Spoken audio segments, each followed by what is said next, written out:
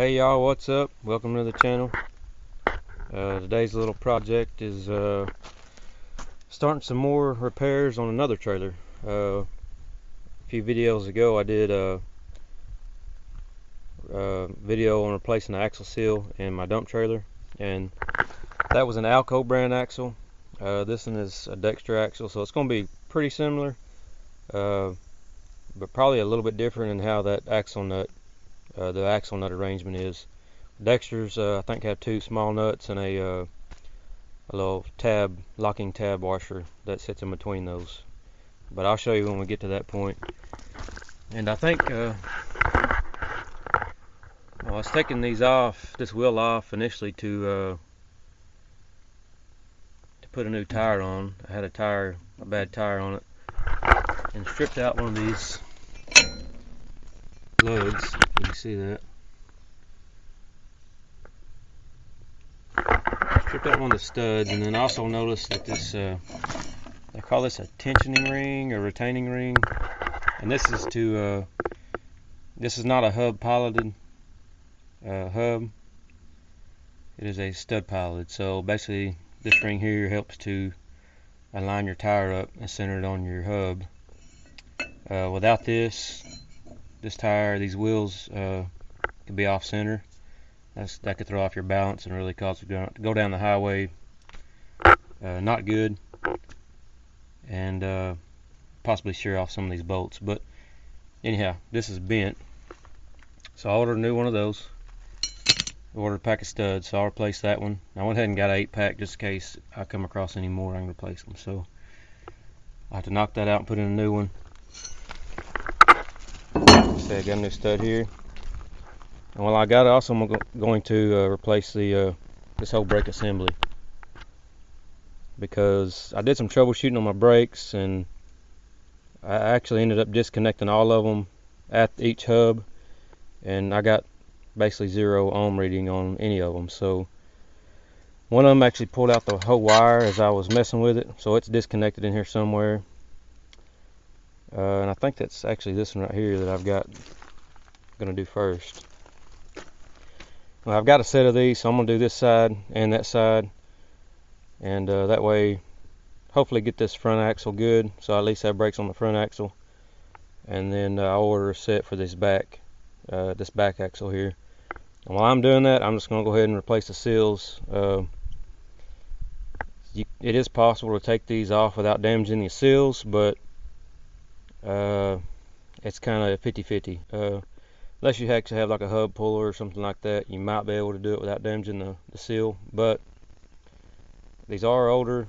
This is an older trailer. I doubt the seals have ever been touched on them, so I've got 2 new seals to put in these both hubs on this one axle. So seals, and that's the main reason actually when I got started on it, is the seal. I seen a seal was leaking, so I went ahead and ordered one seal.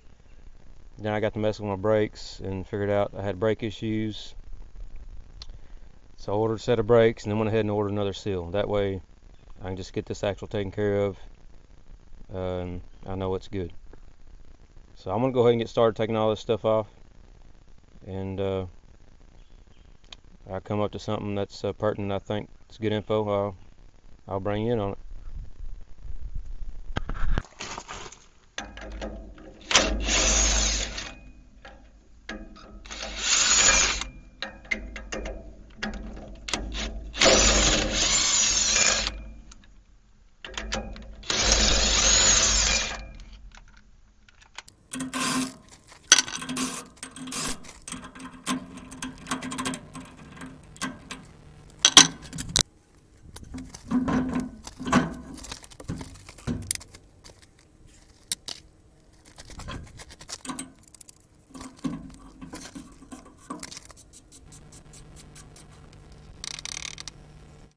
Alright, so this is your typical Dexter setup. It's got a nut in the front. You got a little washer here with little tabs on it that bends over, and that washer also rides in a groove, and so that keeps these nuts from backing out, coming off the spindle. As compared to the Alco style, which is just one big castle nut and a cotter pin running through it. So get these off.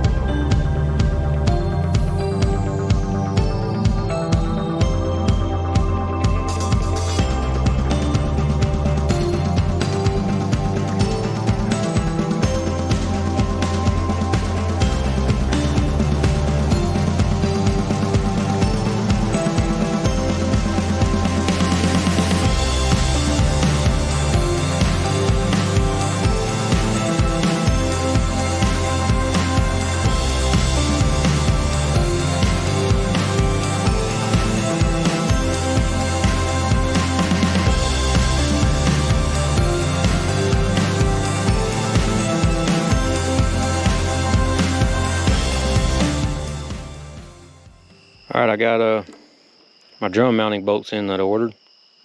So I can get this drum mounted back to my hub and then start getting this thing put back together.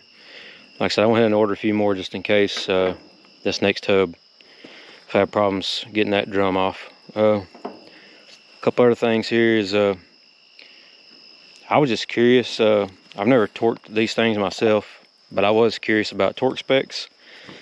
So if that's something you're interested in, here is the drum mounting bolts for the 10K general duty axle, and that's this line right here. And the torque specs for these mounting bolts are a minimum of 90 and a max of 110.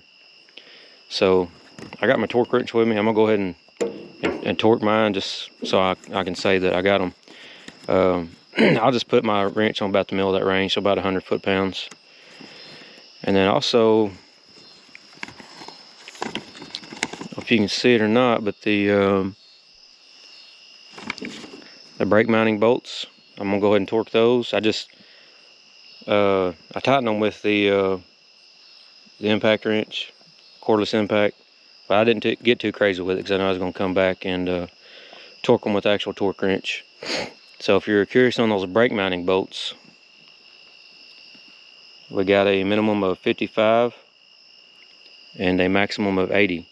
So I'll just get about the middle of that range somewhere on my torque wrench, and as long as you're within that range somewhere, you'll be good. And then one other thing that I found, it does go over installing the nubs, or the nuts on the hub, and also dealing with your spindle, I guess I should say, and also dealing with the that star washer there. So again, I'll go back over this once I go to actually put this hub on and torque these. I just wanted to kind of bring that to you, just kind of get you thinking on that first. Oh, and one other thing, I found this at the local farm store. It's a seal puller, so I thought I'd use that on that next tub for this axle and see how that does compared to using the hammer style or a screwdriver. And then one other thing is, if you're not familiar, this is a thread file.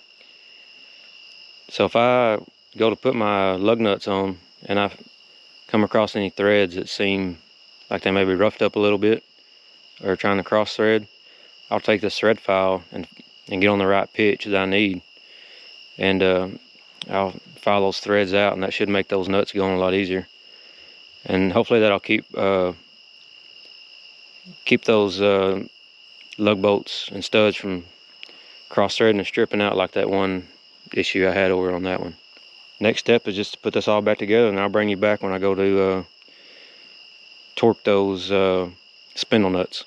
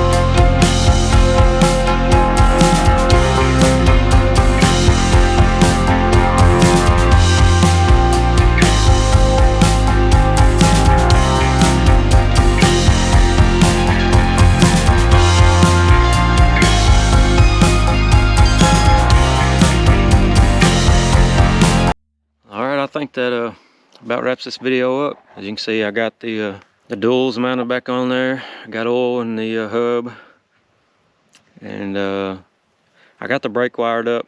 But that I'm making a separate video on doing trailer wiring connections. So be sure and check that out, because that's going to have a lot of good info on making good connections on your trailer, so you don't have to worry about them. The other thing is, I also ran into a few issues on the couple of, one bolt head was rounded off on the drum mount, the bolts that mount the drum to the hub, and then one of my lug nuts was actually in bad shape, so I ended up putting a new one of those on. And so you got to see a little bit of everything on this one. Put a new brake assembly on, and also one little section there I went over the torque specs for the brake assembly mount, for the spindle nuts, how to torque those, and also the torque specs on the drum to hub mounting bolts. So if you missed that, I will put those in the description on what those torque specs say according to the Dexter. I found a little Dexter preventative maintenance manual on their website, and that's what I went off of, what they said in that publication. So like I said, if you are interested in torquing yours to what Dexter recommends, I'll put those specs in the description. And obviously you're going to need a few things. This is a socket for your spindle nuts. I'll put a link to these in the description also. It's just a 2 1/4 inch socket. It's a 3/4 inch drive, so you may have to get a 3 1/4 to 1/2 inch drive adapter. If you have like me, I have a 1/2 inch torque wrench. Also goes with that saying, you're going to need a torque wrench. So you're going to need a seal puller probably of some type. I used a hammer style on this one. It worked pretty good. You're going to need lots of brake clean and towels. Other than that, not a lot to it, not super complicated. Like I said, you may run into some issues like I did on your bolts and things like that, but you just got to work through them. Anyhow, if you got anything out of this video, enjoyed it at all, give me a big thumbs up. Check out some of our other stuff. God bless, and we'll see you on the next one.